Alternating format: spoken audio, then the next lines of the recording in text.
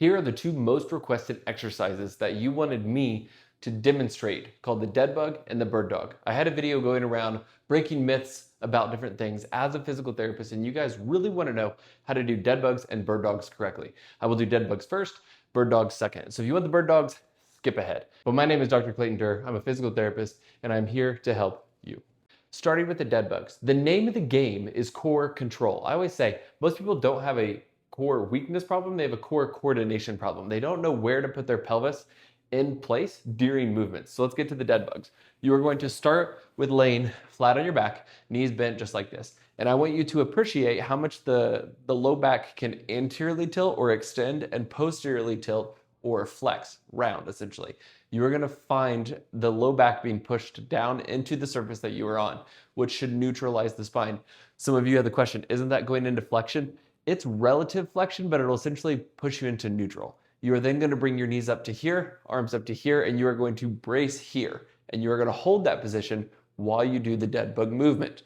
The goal is while you're doing this to not go like this and do weird stuff here, but hold steady while you move each side. And you don't want this to happen. You don't want the back to come off the table. If that happens, you have lost control. And so you need to pause and reset. That is how to do the dead bugs. I usually say 3 sets of 5 on each side to demonstrate. 1, 1, 2, 2, up to 5. You should feel a lot of burn in through here. And as you go, you are just letting these fall down. If you start to lose position here, then maybe you modify and you just do half reps because you don't have the control to go all the way down. Let's go to the bird dogs.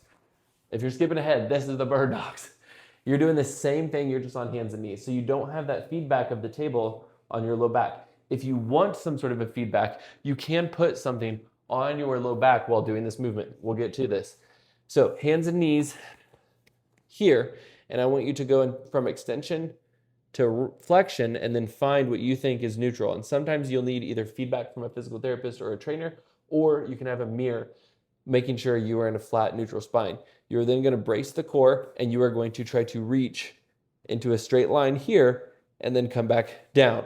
You should not do this.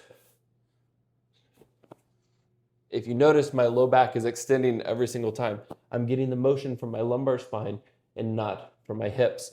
The cue that I give people for this is reach forward and kick backward. You are trying to elongate here. You are not trying to extend up into here. So again, it's 1, 1, 2, 2. Things to also look out for is when you go here, if you notice that your knee comes back to here and you have to lift your hip up, then you probably lost control. If you want some feedback, what you can do is you can set something on your low back and try to make it, put it on your low back and try to make it not fall off. So you're here and you can feel that unit back there and you don't want it to fall off.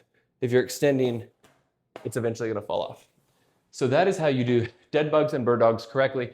If you know someone that needs to see this, please send it to them. If you just want more information from me, either send me a DM or comment down below.